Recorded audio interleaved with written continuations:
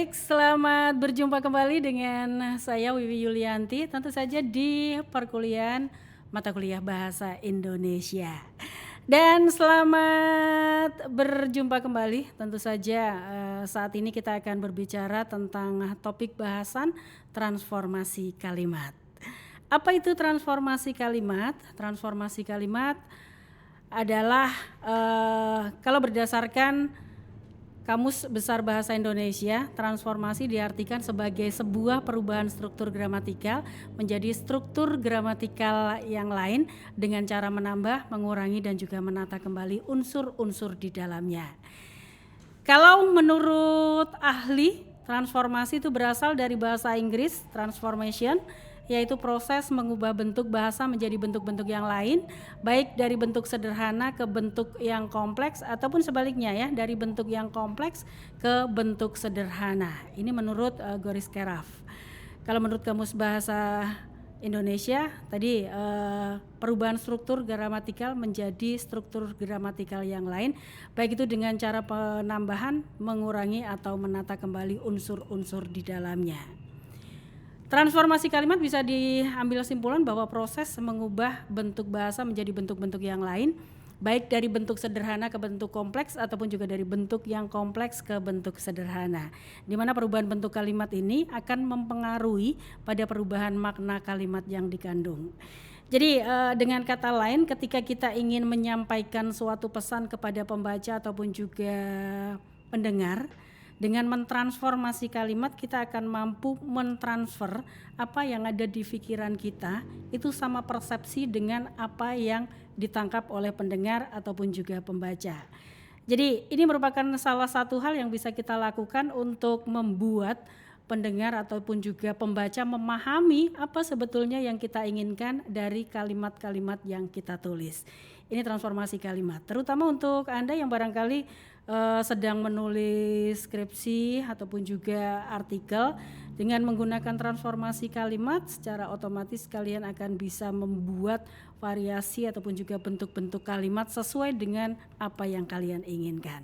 Kenapa kalimat harus ditransformasikan? Yang pertama, pembaca memperoleh informasi seperti apa yang diinginkan penulis. Tadi saya mengatakan bahwa apa yang di pikiran penulis itu bisa tertransfer secara maksimal ataupun juga dengan benar kepada pembaca ataupun juga penulis. Jadi memang perlu kita mentransformasikan kalimat tersebut untuk memperjelas makna, memperjelas maksud dan tujuan dari penulis. Kemudian kenapa kalimat harus ditransformasikan? Pembaca memang harus bisa mengikuti alur pikir yang disajikan oleh penulis.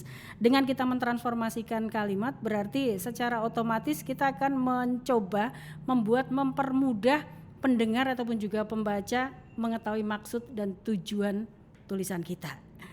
Kemudian kalimat harus ditransformasikan karena memang informasi yang disampaikan kepada pembaca itu memang harus terarah.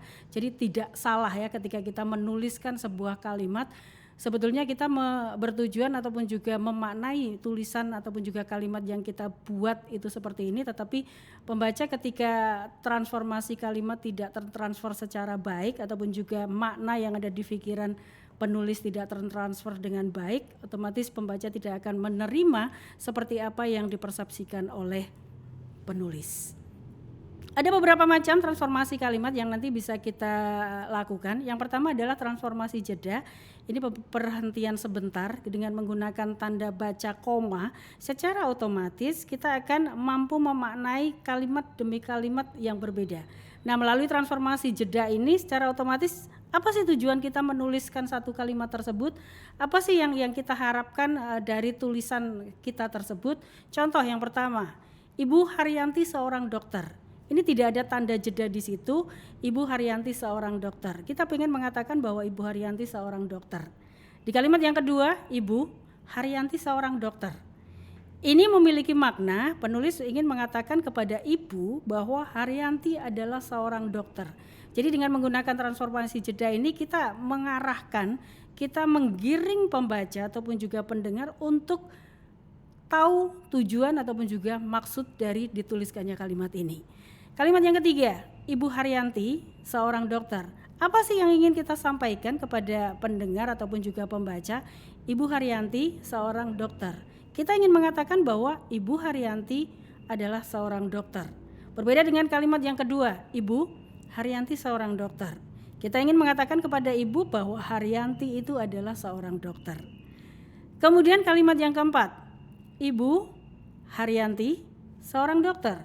Kita ingin mengatakan kepada pembaca ataupun juga pendengar bahwa ada dua orang dokter di sini. Yang pertama ada Ibu, ada Haryanti. Makanya dengan menggunakan transformasi jeda, Ibu, Haryanti, adalah seorang dokter. Tidak perlu menuliskan adalah, ini maknanya sudah kelihatan. Dengan menggunakan transformasi jeda ini secara otomatis makna yang terkandung di dalam kalimat tersebut bisa dipahami. Ibu Haryanti seorang dokter. Kita mengatakan bahwa Ibu Haryanti adalah seorang dokter. Ibu Haryanti seorang dokter. Kita ingin mengatakan kepada ibu bahwa Haryanti adalah seorang dokter.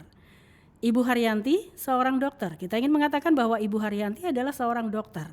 Ibu Haryanti seorang dokter. Ini kita ingin mengatakan bahwa ibu dan juga Haryanti adalah seorang dokter. Nah, melalui transformasi jeda ini secara otomatis makna-makna dari apa yang kita inginkan itu bisa kelihatan ya. Kemudian yang kedua yaitu transformasi aposisi. Ini merupakan perubahan bentuk kalimat antara dua komponen menggunakan kata tugas yang. Ada dua kalimat. Ini sederhana, almari itu dipakai tempat baju, almari itu dijual. Nah, transformasi bentukan yang bisa kita bentuk adalah almari yang dipakai tempat baju itu dijual.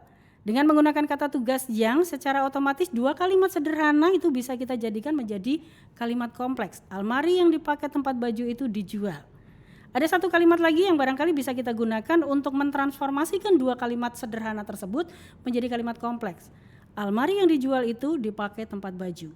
Kita terserah mau pakai yang mana ya, apakah transformasi yang pertama ataupun juga bentukan transformasi yang kedua, tapi yang pasti dua-duanya bisa kita gunakan untuk mentransformasikan dua kalimat sederhana dari kalimat almari itu dipakai tempat baju, almari itu dijual menjadi almari yang dipakai tempat baju itu dijual, atau bisa juga kita menggunakan almari yang dijual itu dipakai tempat baju. Itu transformasi aposisi. Kemudian ada bentuk transformasi lain yang bisa kita lakukan yaitu transformasi setara. Transformasi setara ditandai dengan penggunaan kata tugas dan. Dua gagasan yang nilai komunikasinya sama itu disatukan oleh kata dan. Misal, hujan turun dan pohon tumbang. Ini setara, hujan turun dan pohon tumbang. Kalimat yang kedua, ayah pergi dan ibu pulang. Setara kan, sama-sama ayah pergi dan ibu pulang. Ini merupakan transformasi setara. Jadi ketika ada dua kalimat sederhana yang setara, kita bisa menyambungkan menjadi kalimat transformasi yang terbentuk dengan menggunakan kata dan. Berikutnya ada transformasi disjunktif. Ini perubahan bentuk kalimat menghasilkan kesamaan atau ketidaksamaan. Terserah tujuannya apa nanti ya. Kemudian penggunaan kata atau untuk menghasilkan kesamaan dan penggunaan kata tetapi untuk menghasilkan ketidaksamaan. Contoh, Ida makan tetapi ibu tidur. Yang kedua, Amran boleh meminang Ani atau Wati. Jadi penggunaan kata atau ataupun juga penggunaan kata tetapi ini bisa kita lakukan untuk mentransformasikan dua kalimat sederhana menjadi kalimat kompleks. Ada satu kasus di mana mungkin ada saatnya kita menggunakan kalimat kompleks, tapi ada saatnya juga kita menggunakan kalimat sederhana. Kalau kita menggunakan kalimat sederhana, kita bisa memecah Ida makan, ibu tidur misalnya. Kita sambung untuk menghasilkan kalimat transformasi ketidaksamaan kita menggunakan kata tetapi. Amran boleh meminang Ani. Kalimat sederhana yang kedua, Amran boleh meminang Wati. Tinggal kegunaan dari kalimat transformasi itu kita sesuaikan. Kalau misalnya ada satu contoh misalnya, ketika kita menulis dalam sebuah paragraf, syarat untuk menuliskan satu paragraf itu minimal ada 3 kalimat di situ. Nah ternyata memang kita kesulitan untuk membuat 3 kalimat tersebut. Gampang-gampang susah kok ya kalau misalnya kita menulis. kita hanya menemukan dua kalimat, tapi kalimat tersebut kompleks. Nah, apa yang harus kita lakukan ketika kita ingin memenuhi syarat dari penulisan paragraf, maka kita ubah menjadi kalimat-kalimat sederhana. Kalau memang memungkinkan kita harus membuat kalimat tersebut menjadi kalimat kompleks, ini lebih efektif gitu loh. Tapi kalau misalnya terpaksa memang kita harus menggunakan kalimat-kalimat sederhana, nggak masalah. Tapi akan lebih bagus ketika kalimat yang kita gunakan di dalam sebuah paragraf itu adalah kalimat-kalimat efektif. Kemudian bentuk yang lain, bentuk transformasi opini. Opini ini adalah pandangan yang dimiliki oleh penulis, di mana transformasi opini ini merupakan pendapat subjektif penulis. Ini pendapat yang berorientasi pada pengakuan penggunaan kata tugas benar dan opini yang berorientasi kepada pengingkaran penggunaan kata tugas tidak benar. Jadi hanya dua ya, opininya benar atau tidak benar. Ini biasanya kita menuliskannya di akhir ya, ketika kita sudah melakukan penelitian, benar bahwa ini adalah jadi penggunaan dua kata. Misal, benar bahwa Ani mengikuti semester pendek. Tidak benar, rakyat belum makmur. Penggunaan kata ini kita gunakan sebagai wujud transformasi kalimat untuk membenarkan atau tidak membenarkan. Simpel.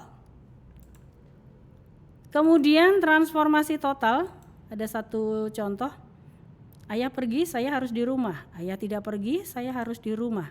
Bentuk transformasinya adalah ayah pergi atau tidak pergi dan saya harus ada di rumah.